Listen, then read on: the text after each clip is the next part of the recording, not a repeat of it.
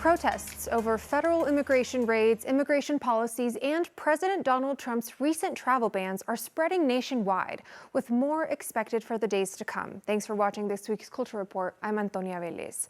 Some cities like LA and Spokane, Washington are issuing curfews to help curb the disruptions. The protests began in Los Angeles after ICE officers carried out raids last week in 3 locations across the city. Dozens of people were taken into custody. While much of the demonstrations have remained peaceful, several have led to clashes with police. In response, President Donald Trump and Defense Secretary Pete Hegseth mobilized more than 2,000 National Guard troops and about 700 Marines. California state officials are firing back against that deployment with a lawsuit against the administration. California's Democratic Governor Gavin Newsom says that Trump's immigration policies are doing more harm than good in the community. If some of us could be snatched off the streets without a warrant, based only on suspicion or skin color, then none of us are safe. Authoritarian regimes begin by targeting people who are least able to defend themselves. Now, similar protests have also reached Denver. People gathered outside the state capitol this week to protest ICE and march in solidarity with protesters in LA. Police started using pepper balls to break up the crowd. And as of this week, we know of 18 arrests. People are facing charges including obstructing streets, failing to obey police orders, and throwing projectiles. 2 people were charged with assault. And while some protests turned unruly in Denver, others have had a clear purpose. We spoke with one protester who says that immigrants' contributions to the country cannot be ignored. And we are an essential part of the economy. We're an essential part of living in the United States. To terrorize us is to try to bring down a community that feeds you, a community that uplifts the United States. We really are the backbone. We do the jobs that nobody wants to do. And the why behind those demonstrations across the country remains a big question for some.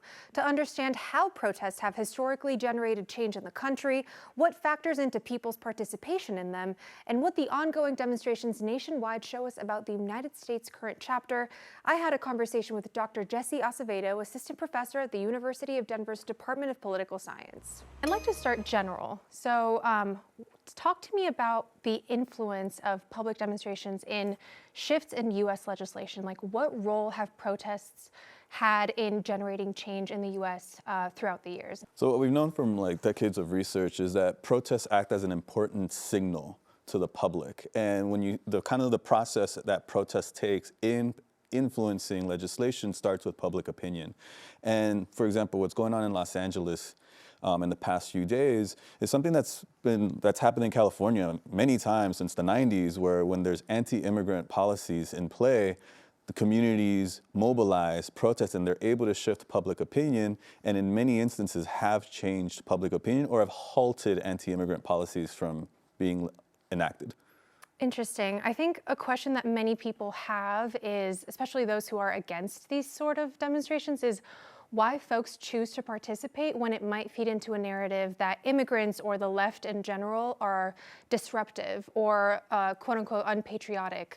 Why do you think people might still want to participate in these demonstrations or see them take place? So given the context of what's been going on, and especially with immigrant politics in the last few years, is that many of these communities have felt kind of like abandoned by Washington. So for example, yes, the Republicans are going to harp on the images, focus on just very minor moments of disruption, but for the most part, these protests have been peaceful. That's one.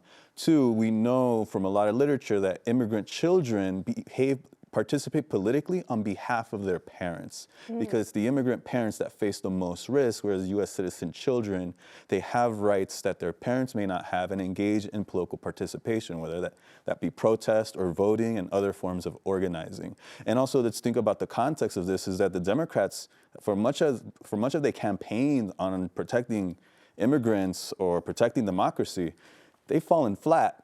So when party elites have kind of abandoned you, then one of the few ways to voice your concerns is through protest. Right. I want to go back to what you were mentioning earlier about the nature of these protests. So though we've seen, of course, intentional disruption, most of these protests, like you said, are either fully peaceful or start peaceful.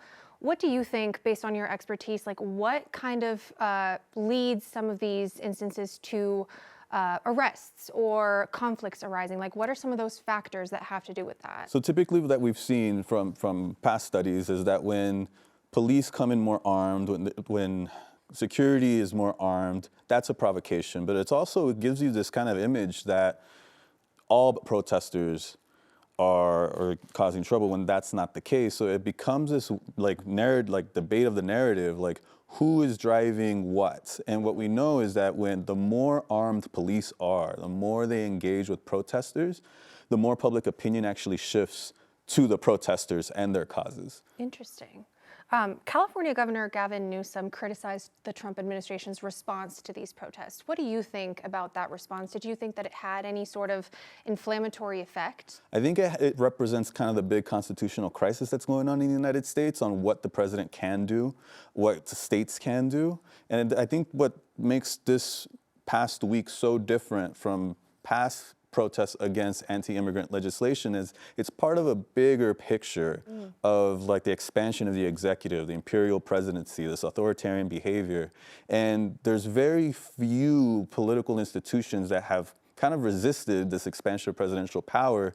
And Gavin Newsom, he's in a situation where he has to kind of come up for his constituents. California, it's like 18% of the population are foreign born, and that's a big part of the labor market. Add that it's the fourth most important economy in the world.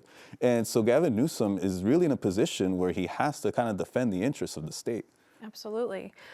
It kind of seems like these protests are the culmination of something big. It feels like a tipping point of something.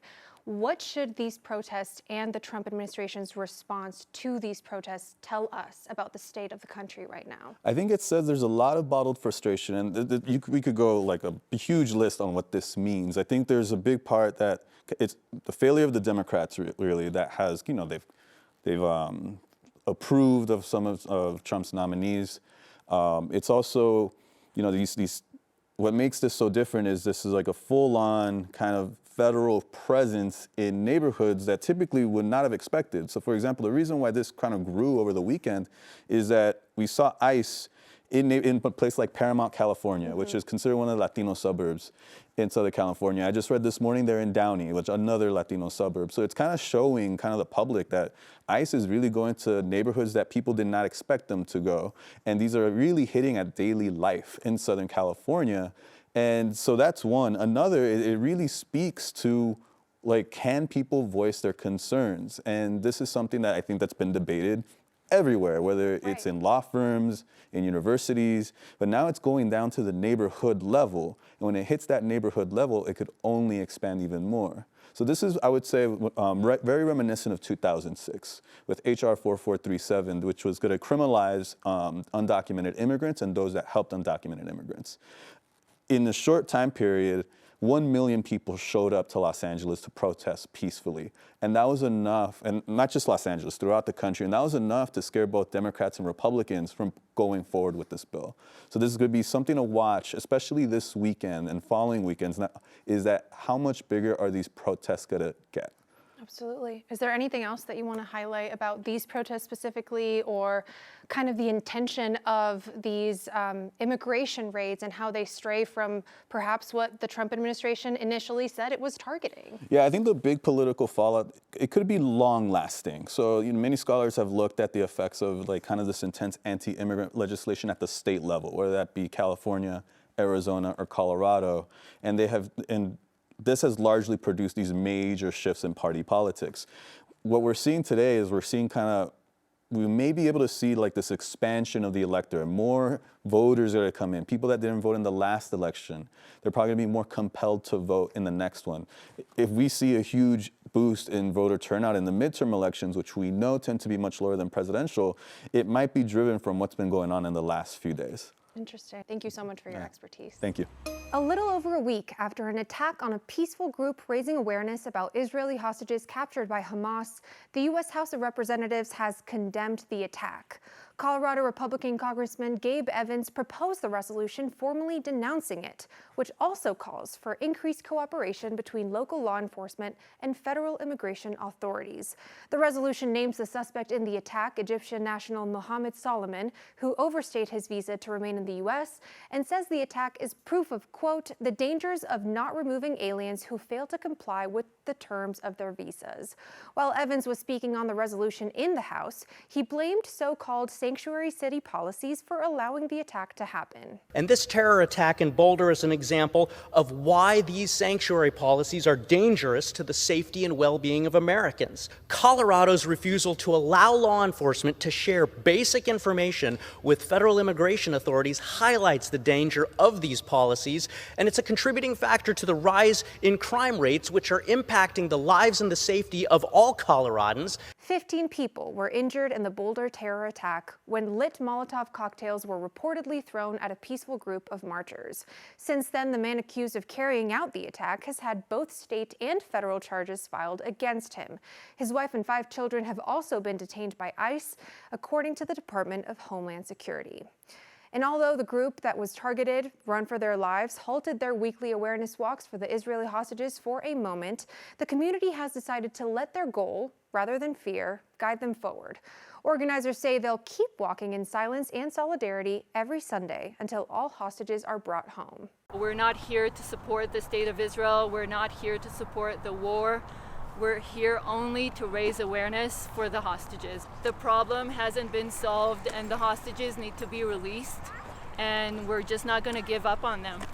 And as reports of anti-Semitic incidents rise in the U.S., we wanted to hear from someone within the Jewish community about what people are saying, feeling, and hearing. Rabbi Joseph Black, the senior rabbi at Denver's Temple Emmanuel, spoke with us about the impact to his community.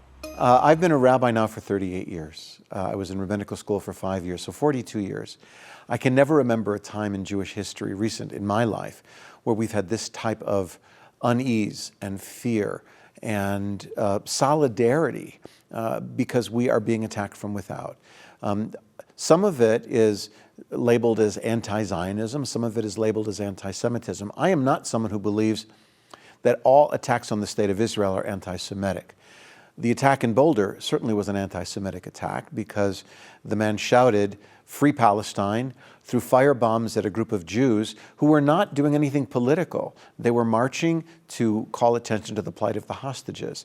His goal was to kill Jews, as was the attack in Washington, D.C. several weeks ago, as was the attack on the governor of Pennsylvania at a Passover Seder, as was an attack on a synagogue. And we're seeing over and over again a rise in anti-Semitic incidents around the country. So I think my community, our community, is, I wouldn't say shocked anymore because it's almost becoming the new normal, which is horrific. But the fact that we have to have armed guards at a synagogue, the fact that every Jewish institution in town has had to pay a significant amount of funds to protect ourselves is not, we want to be welcoming, we want to be open to the community, to everyone, and we have to be on guard. Whenever we have a service or an event, we have to tell people, here's where this exit is, here's where that exit is in case we have to leave. It's something that is unsettling, but it's become the new normal, and we hate the fact that we have to do that.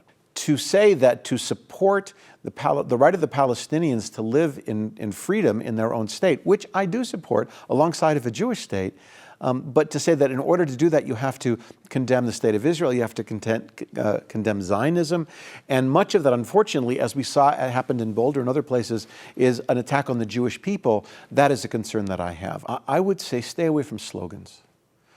Talk to people.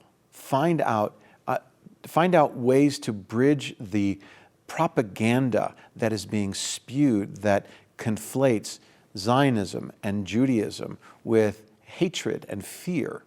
That is something that I'm very concerned about. If you have Jewish friends and neighbors, reach out to them.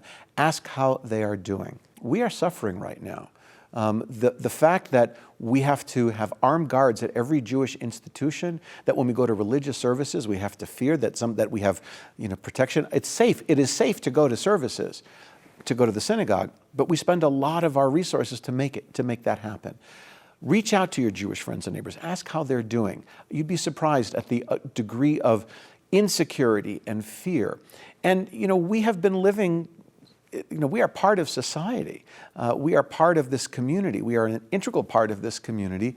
And to all of a sudden not feel safe to be able to express our Judaism openly, which many in my congregation do not, is a terrible thing. In the wake of this attack, which was done in the name of the Palestinian people by a man who said he wanted to kill Zionists, Palestinians are standing up to denounce the actions taken against the group targeted and make it known that Palestinian people do not want more violence for their cause. A representative for Colorado's Muslim community also shared that sentiment, speaking on the importance of unity over hate. We stand firm with our neighbors, supporting them, standing up for them in what is good, whether they are Jewish, Christian, or Muslim. And this week, Israeli forces seized the Madeleine, a ship through which multiple activists hope to deliver aid to Gaza. Experts have warned the territory will descend into famine if Israel does not stop blocking the entry of humanitarian aid and stop its military offensive. The 12 activists on board, including Greta Thunberg, were detained by Israeli forces. The Freedom Flotilla Coalition said in a statement, quote, "The ship was unlawfully boarded, its unarmed civilian crew abducted, and its life-saving cargo, including baby formula, food, and medical supplies, confiscated." Israel said the activists would be returned to their home countries and claimed the aid would be sent to Gaza through established channels. And in Colombia, the recent shooting of a presidential hopeful is what many are calling a regression to the political violence of years past and a symptom of the country's ongoing conflicts. Authorities say a teen boy was paid to pull the trigger. Miguel Uribe, a 39-year-old conservative senator, was shot in the country's capital of Bogotá during a rally over the weekend, sending him to the hospital in critical condition. The scene was reminiscent of the 1989 assassination of presidential candidate Luis Carlos Galán or the widespread targeting of politicians and journalists in the 90s. Uribe's own mother, journalist Diana Turbay, being one of them. She was kidnapped and murdered in 1991. Now, despite some improvements in recent years, violence against social leaders, organized crime, and armed conflict continue, with many criminal groups recruiting children, usually those in low-income or rural areas. The government reports that 409 girls, boys, and teens were victims of forced recruitment by illegal armed groups in 2024. Local officials say that when the teen was detained, he apologized and said he did it for money and his family, and suggested he was following others' orders. The teen remains in custody and was charged with attempted murder and illegal possession of weapons as authorities continue to investigate. To reference the words of Alexandria Ocasio-Cortez, the girls were fighting this week, and by the girls we mean President Donald Trump and Elon Musk. On June 3rd, things kicked off with Musk slamming Trump's big beautiful bill as a disgusting abomination. Things ramped up just 2 days later when the men were going back and forth on Twitter from 11 a.m. to 9 p.m., leading to the most viral moment so far, when Musk claimed Trump is in the Epstein files. Other big names also got involved in the beef, like Federal Reserve Chair Jerome Powell, Speaker of the House Mike Johnson, and Kanye West. And the Trump administration has given Palantir, a Denver-based AI data tech company, more than $100 million to help the administration potentially create an unprecedented database of people's personal information. That's according to a New York Times report, which indicates Palantir is already working with the Department of Homeland Security and the Pentagon and is in talks with the IRS and the Social Security Administration. This follows an executive order Trump signed in March aimed at allowing government agencies to share data with each other. This alleged roundup of data, which experts say could include things like health, tax, and voting records, is raising concerns about whether it complies with the 1974 Privacy Act, which was created to prevent Americans' data being used for unlawful purposes and has guidelines on when this cross-agency sharing can take place. On May 30th, the Boulder County Courthouse in Colorado was designated a National Historic Landmark. 50 years ago, a clerk there issued the first same-sex marriage license in America. Photojournalist Tom Cole went to the celebration and asked people there one of our favorite questions here at 9 News. What's your good news? Good morning, everybody. Welcome to Boulder County Courthouse. Today's landmark celebration is 50 years in the making. The good news today is that the Boulder County Courthouse has received National Historic designation as a historic LGBTQ site. for the same-sex marriage licenses, the first in the nation issued by KUSA Rorex, who was then the county clerk. It's a great day of celebration. There's some good news. Any little bit of good news that we can get, like, let's take it to the moon. What's my good news? It's June. It's the best month of the year. My good news, to be part of a community that celebrates unity and equity and inclusion, and that the sun came out as well. My partner and I celebrated our 12-year anniversary this last Friday. My good news is that I get to work in this building, and we get to celebrate today the fact that KUSA Rorex issued the first same-sex marriage licenses in this country. We have someone here who has a question for a very special person in the crowd. The most important message that we can learn from KUSA Rorex is that actions can create a legacy. Actions today, 50 years from now, can be celebrated. What am I doing today that somebody is going to celebrate? I think we all need to think about that. Let's hop into some more good news of this week. The Denver Zoo has some exciting news to celebrate. On May 23rd, the first ever African pancake tortoise hatched at the zoo. The one that hatched is a female named Bulletin. Last December, their team found an egg in the pancake tortoise habitat, and animal care specialists have been incubating it for the last 6 months. Pancake tortoises are critically endangered, and this marks the first successful breeding and hatching at the zoo. And the next step towards bringing professional women's soccer to Denver is taking shape. The city and NWSL Denver broke ground on a new training facility and temporary stadium. It's on 43 acres of land in Centennial and next to the Broncos headquarters. It'll be a 20,000 square foot building where the team will play games for the 2026 and 2027 season while a permanent stadium is built. And some students at Denver's North High School are training to be lifeguards, working to cash in a reward that Denver officials are giving to young residents to encourage them to jumpstart their professional careers. The city is offering a $500 bonus to people between the ages of 14 and 21 who get a summer job. This is part of the mayor's Youth Works initiative.